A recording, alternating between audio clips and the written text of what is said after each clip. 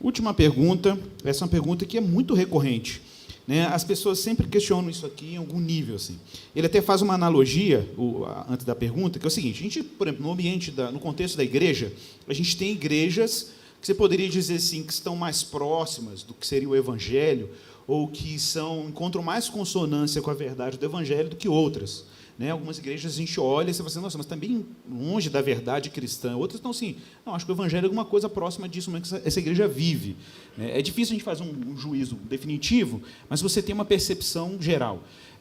Aí ele faz uma analogia se, de repente, os posicionamentos, os diferentes movimentos ideológicos, esquerda, por exemplo, direita, sei lá, vamos pensar ali no diagrama de Nolan, né? Sei lá, que eu acho que tem os seus limites, com certeza, mas, enfim, né? Direita e esquerda, assim, na sua opinião, algum desses espectros, longe de serem perfeitos, estariam mais próximos de uma pauta, uma percepção, uma sensibilidade política cristã e outros mais distantes? Como é que vocês veriam isso? Eu acho que depende do contexto. Isso aí. O contexto, assim, a história, do momento histórico. E isso pode variar de 4 em 4 anos, de 2 em 2 anos ou de 2 em 2 meses.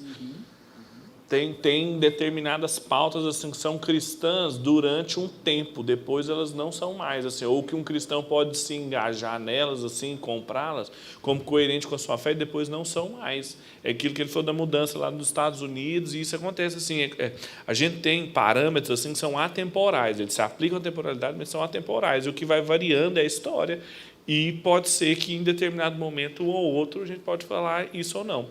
O Brasil hoje, como que o Brasil está hoje? Assim, eu não arriscaria responder como que um cristão poderia se posicionar, não. Porque, como a gente está tão polarizado, eu acho que essa posição dinâmica de um cristão assim, e reconhecendo diversos pontos de contato dos dois lados do espectro, bem reducionista, é o mais adequado, assim, porque está muito polarizado. Posso dar um exemplo assim, interessante? Por exemplo, existem correntes do movimento feminista, o pessoal chama de segunda onda do movimento feminista, não feminismo radical, mas acho que a segunda onda do movimento feminista, por exemplo, tem uma oposição à produção da pornografia. Ela entende que a pornografia promove uma objetificação da mulher, etc.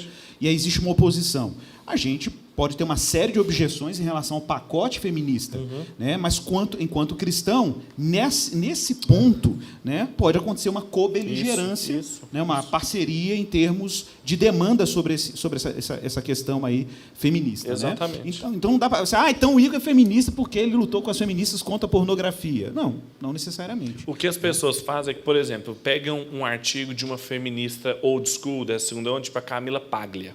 Aí vê assim, nossa, legal, tem muita coisa aqui que realmente tem ponto de contato. Fala assim, pronto, a Camila Paglia é posição cristã. Não é.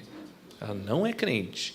Ela cantou lá aquela atriz, cantora brasileira que queria casar com ela e tudo mais.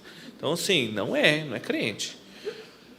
A mesma coisa, pega um livro de um conservador, nossa, o Roger Scruton, aqui, ó, que maravilha, não sei o quê, é a posição cristã. Não é. Ele tem motivos que direcionam a visão de mundo dele, que são pagãos. Ele está muito mais para o Platão do que para o apóstolo Paulo. Mas tem pontos que ele se posicionou, na verdade, que tem tudo a ver. A gente pode usar um argumento do Scruton? Lógico. A gente pode usar um argumento da Camila Paglia? Lógico. Você pode misturar. O cristão é tão legal. Gente, isso tem que trazer liberdade para você. Porque eu não sei quanto que você na faculdade, mas eu não podia ler o Scruton e botar umas fotos do Silas Malafaia no meu slide. Hoje eu posso, eu sou livre. Sou livre. O Evangelho me libertou. Hoje eu cito a Camila Paglia, Judith Butler, Roger Scruton, até o Olavo de Carvalho, se eu quiser, porque eu sou livre.